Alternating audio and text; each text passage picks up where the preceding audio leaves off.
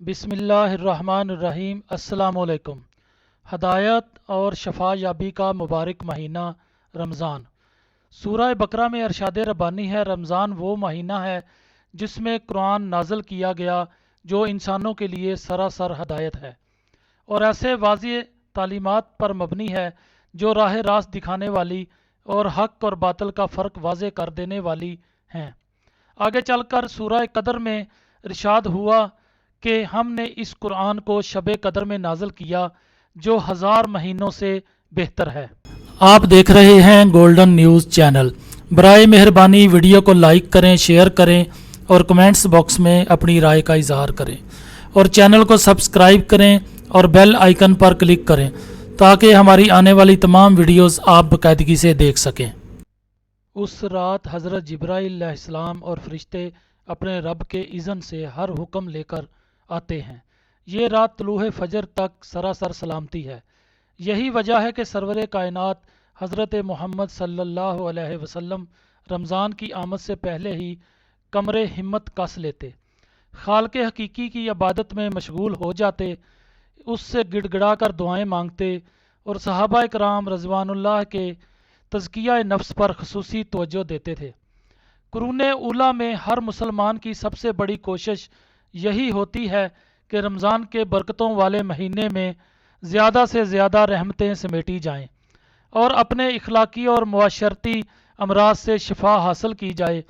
وقت گزرنے کے ساتھ ساتھ مسلمانوں میں طرح طرح کی مہلک بیماریاں در آئی ہیں جن سے مسلم امہ زوال کا شکار دکھائی دیتی ہے، اور پاکستان جو پوری اسلامی دنیا میں ایٹمی طاقت کے منصب پر فائز ہے، اس میں اعلیٰ قیادت کا بحران شدت اختیار کرتا جا رہا ہے، جس کے باعث مسلم دشمن طاقتیں سازشوں کی بساط بچھانے میں بہت سرگرم ہو گئی ہیں۔ اخلاقی زوال نے ہمارے حکمرانوں کے ساتھ ساتھ ہمارے سماجی طبقات کو بھی اپنی گرفت میں لے لیا ہے، اور وہ تمام خرابیاں جن پر ماضی میں قوموں پر اللہ تعالیٰ کا عذاب نازل ہوتا آیا ہے، وہ مسلمانوں کے اندر اپنی جڑیں دور تک پھیلا چکی ہیں۔ غذاؤں اور دواؤں میں بڑے پیمانے پر ملاوٹ، جس کی قرآن حکیم نے بار بار مذمت کی ہے اور کڑی سزاؤں کی نوید سنائی ہے، اس کا چلن ہمارے معاشرے میں عام ہوتا جا رہا ہے۔ کم تولنا، ذخیرہ اندوزی کرنا، ناجائز طور پر نفع کمانا ہمارے کاروباری طبقے کا معمول سا بن گیا ہے۔ رمضان میں روز مرہ استعمال میں آنے والی اشیاء کی کامیابی اور گرانی شہریوں کے لیے سہانے روح بنتی جا رہی ہیں۔ فریب دہی اور دغا بازی تو فنکاری کا درجہ حاصل کرتی جا رہی ہیں۔ غیبت، جسے اللہ تعالیٰ نے مردہ بائی کا گوشت کھانے سے تشبیہ دی ہے، اس کا ذوق ہماری سوسائٹی میں روز افزوں ہے، جبکہ دشنام ترازی اور بد کلامی ایلیٹ کا طریقہ امتیاز بھی بن گیا ہے۔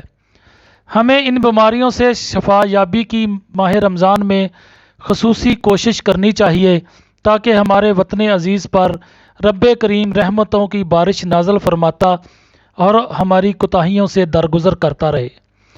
قرآن حکیم کے مطالعہ سے یہ حقیقت ابھر کر سامنے آتی ہے کہ انسان زندگی میں سب سے بڑا فساد جھوٹ اور منافقت سے پھیلاتا ہے۔ یہی وجہ ہے کہ اللہ تعالیٰ نے المنافقون کے عنوان سے ایک مکمل سورت نازل فرمائی ہے۔ اس کا غالباً سب سے بڑا سبب یہ تھا کہ اس کے آخری نبی حضرت محمد صلی اللہ علیہ وسلم جب جزیرہ ہائے عرب میں اسلامی انقلاب خون جگر سے برپا کر رہے تھے تو ان کی عظیم و شان جدوجہد میں منافقین سب سے بڑی رکاوٹ بنے ہوئے تھے۔ سورہ المنافقون میں ان کے طور و طریق وضاحت سے بیان کیے گئے ہیں، جو آج کے منافقین کی نشاندہی میں بھی بہت مددگار ثابت ہو سکتے ہیں۔ ہم قرآن حکیم کی صورت کا خلاصہ پیش کرتے ہیں کہ جن افراد یا گروہوں میں منافقت کی نشانیاں پائی جائیں، وہ رمضان المبارک میں ان کی اصلاح پر خصوصی توجہ دیں تاکہ معاشرے میں باہمی اعتماد فروغ پائے اور دل کا سکون میسر آئے۔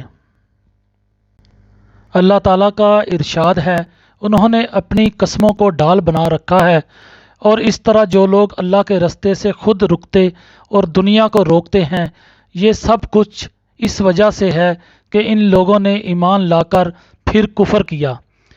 انہیں دیکھو تو ان کے جسے بڑے شاندار نظر آئیں گے، بولیں تو تم ان کی باتیں سنتے رہ جاؤ، مگر اصل میں یہ گویا لکڑی کے کندے ہیں جو دیوار کے ساتھ چن کر رکھ دیے گئے ہوں۔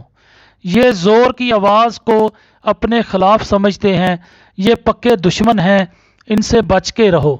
اللہ کی مار ان پر، یہ کدھر الٹے پھرائے جا رہے ہیں۔ اور جب ان سے کہا جاتا ہے کہ آؤ تاکہ اللہ کا رسول تمہارے لیے مغفرت کی دعا کرے تو سر جھٹکتے ہیں اور بڑے گھمنڈ کے ساتھ آنے سے انکار کرتے ہیں۔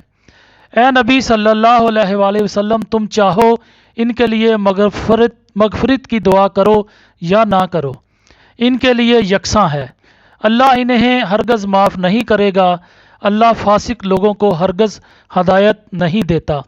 یہی وہ لوگ ہیں جو کہتے ہیں کہ رسول اللہ صلی اللہ علیہ وآلہ وسلم کے ساتھیوں پر خرچ کرنا بند کرو تاکہ یہ منتشر ہو جائیں۔ زمینوں اور آسمانوں کے خزانوں کا مالک اللہ ہے۔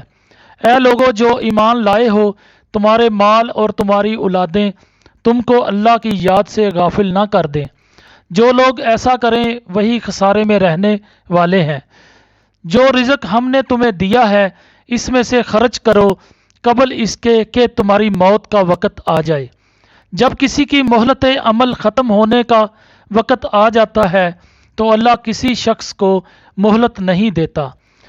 قارئین کرام، آپ نے محسوس کیا ہوگا کہ قرآن مجید نے منافقین کے لیے ایمان لا کر کفر کرنے جیسے انتہائی سخت الفاظ استعمال کیے ہیں، اور منافقت کی جو کیفیات بلیغ انداز میں بیان فرمائی ہیں ان سے ہمیں آئے روز واسطہ پڑتا ہے۔